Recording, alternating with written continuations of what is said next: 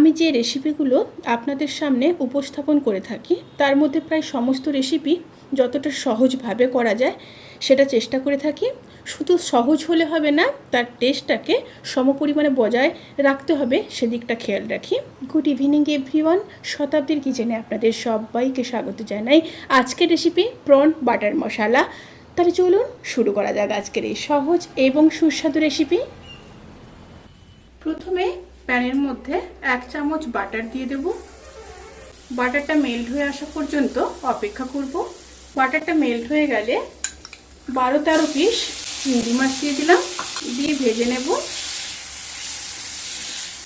চিংড়ি মাছগুলো ভাজা হয়ে গেলে এবার তুলে নেব।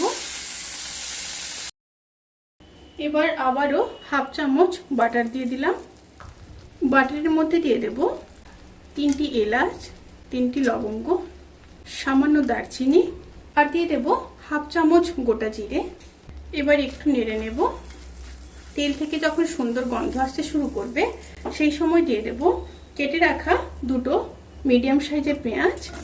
রাফলি কেটে নিয়েছি পেঁয়াজগুলোকে।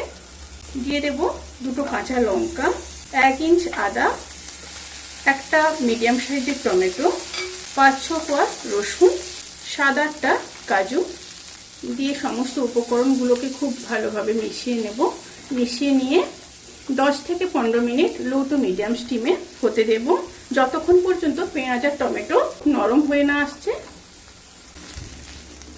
সমস্ত উপকরণগুলো খুব ভালোভাবে নরম হয়ে গেছে। এবার গ্যাসের ফ্লেমটাকে অফ করে ঠান্ডা করে পেস্ট করে নেব।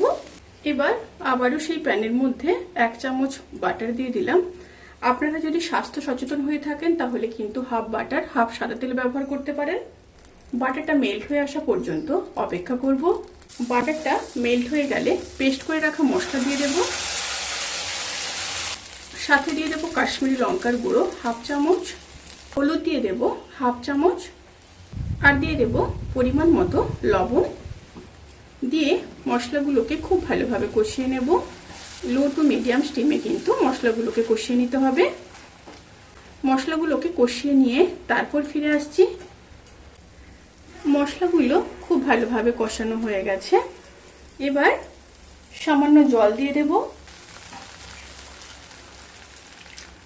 অবশ্যই গরম জল দেবেন। জল দিয়ে খুব ভালোভাবে মিশিয়ে নেব। এবার তরকারিটা ফুটে আসা পর্যন্ত অপেক্ষা করব। তরকারিটা ফুটে এলে ভেজে রাখা চিংড়ি মাছগুলো দিয়ে দেব। চিংড়ি মাছগুলো দিয়ে খুব ভালোভাবে মিশিয়ে নেব।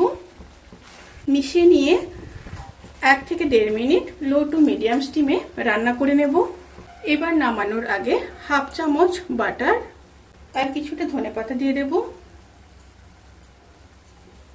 একটু মিশিয়ে নেব।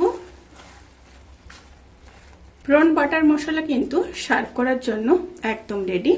এবার গ্যাসের ফ্লেমটাকে অফ করে 5 থেকে 10 মিনিট স্ট্যান্ডিং টাইমে রেখে তারপর সার্ভ করব। রেসিপিটি কেমন লাগলো প্লিজ কমেন্ট করে জানাতে কিন্তু ভুলবেন না। যদি ভালো লেগে থাকে তাহলে সাবস্ক্রাইব করে পাশে থাকা বেল আইকন প্রেস করে নোটিফিকেশান অল করে রাখবেন।